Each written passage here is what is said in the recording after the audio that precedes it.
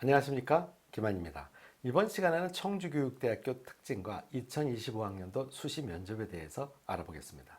자, 우선 청주교육대학교의 특징을 우리가 한번 살펴보면요, 교육의 목적부터 우리가 살펴보겠습니다.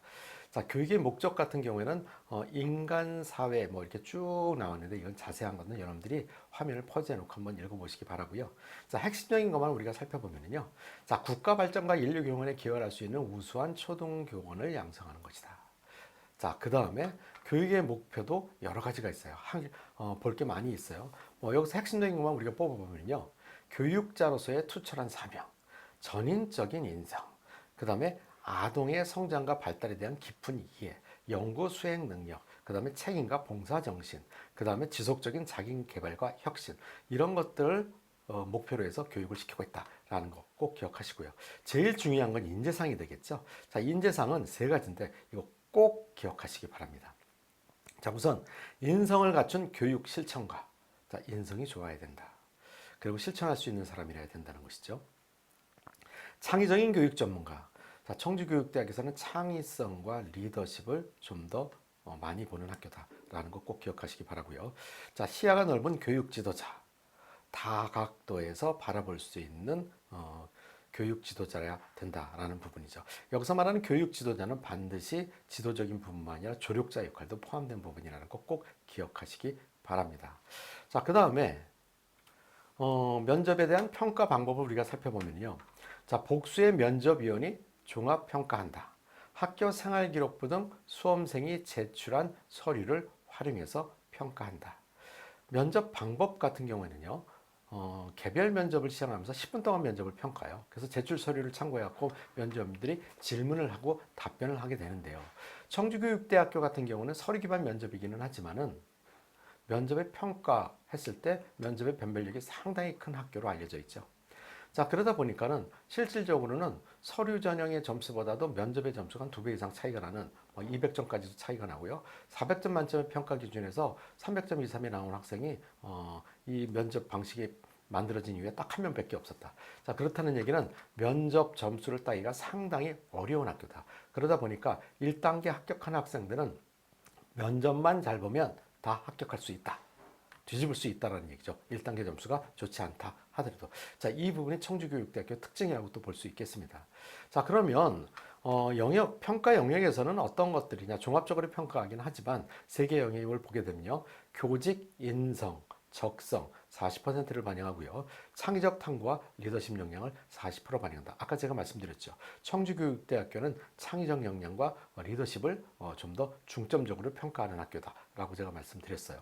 그 다음에 의사소통 능력 20%. 자, 이 의사소통 능력 안에 태도 점수도 들어간다, 이렇게 생각하시면 됩니다. 자, 평가 기준을 우리가 한번 살펴보면요, 교직에 적합한 인성을 갖추고 있는가, 교직 특성을 이해하고 적합한 소질이 있는가. 자, 인성과 적성에 대한 질문들이 나올 수 있겠죠. 자, 인성에 대한 질문들은 여러분들이 어떤 것이 인성에 대한 질문인지 모르는 경우들이 많이 있어요. 사실 저는 아이들을 가르칠 때 정직, 배려, 책임감에 대한 그 키워드를 가지고 인성의 교육을 시키고 있습니다. 자, 그렇다고 한다면 여러분들이 어떠한 질문을 받았을 때, 예를 들면 이런 질문이 나올 수도 있겠죠. 학생이 모둠 활동을 하는 과정 속에서 무임승차를 하는 학생과 같은 점수를 받는 것에 대해서 어떻게 생각하느냐 라는 질문을 받았을 때, 저는 그거에 대해서 불공정하다고 생각합니다 라고 이야기하는 학생들도 많이 있을 것입니다. 하지만 이 부분에 있어서 그렇게 모둠 수업에서 수행평가를 할 때 우리가 모둠으로 평가하는 목표가 있지 않겠습니까? 이때는 협동심, 그 협동심에서 자기가 해야 될 책임감, 이런 것들을 얼마만큼 잘 나타내고 그 부분에 대해서 나의 인성을 얼마나 잘 나타낼 수 있느냐에 대해서 점수가 달라질 수 있다.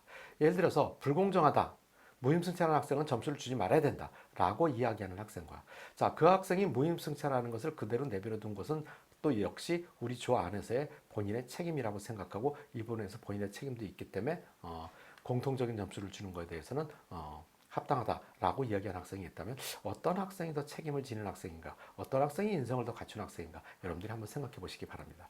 자, 그 다음에 교직의 특성을 이해하고 적합한 소질이 있는가라는 부분에 대해서 여러분들이 이런 경우에도 교직 적성 질문인지 교직 인성 질문인지 이런 거 여러분들이 판단해서 답변하기 쉽지 않습니다. 그렇기 때문에 평상시에 여러분들이 인성적인 것을 갖추고 적성적인 것을 갖추고 있다면 이런 부분에 대해서는 크게 걱정하지는 않으셔도 될 것이고요.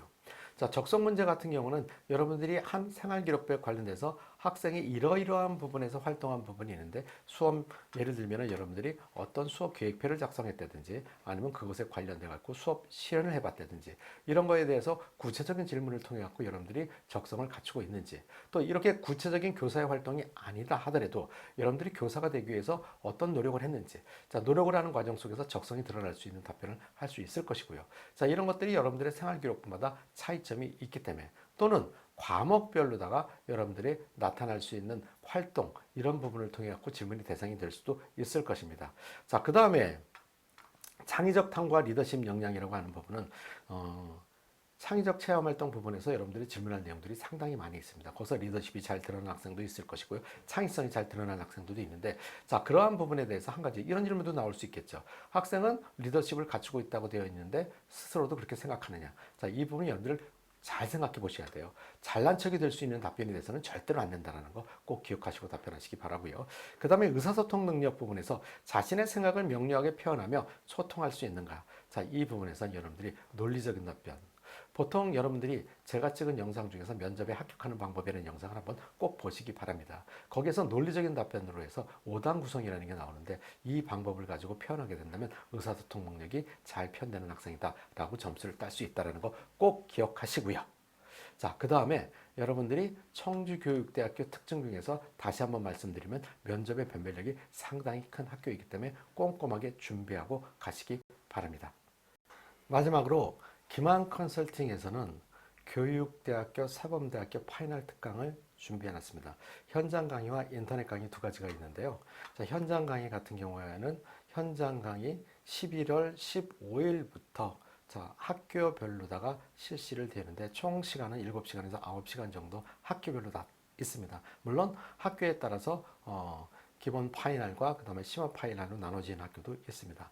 자, 모든 강좌는 인터넷 연계 강좌를 준비해 뒀기 때문에 학생들이 미리 이 연계 강좌를 듣고 와서 면접 준비를 하게 되면 훨씬 더 도움이 될 수 있다는 거 꼭 기억하시고요. 자, 상담 신청은 아래 전화번호를 확인하시면 좋은 상담 해드리겠습니다. 자, 그 다음에 인터넷 강의. 자, 실질적으로 현장에 오지 못하는 학생들 같은 경우는 인터넷 강의로 공부를 하는 경우들이 많이 있거든요. 대학별로다가 또는 강의별로다가 여러 것이 있으니까 김한 컨설팅 홈페이지에 들어가서 확인하시고 그 다음에 수강하시게 되면 좋은 결과 있을 거라고 생각합니다.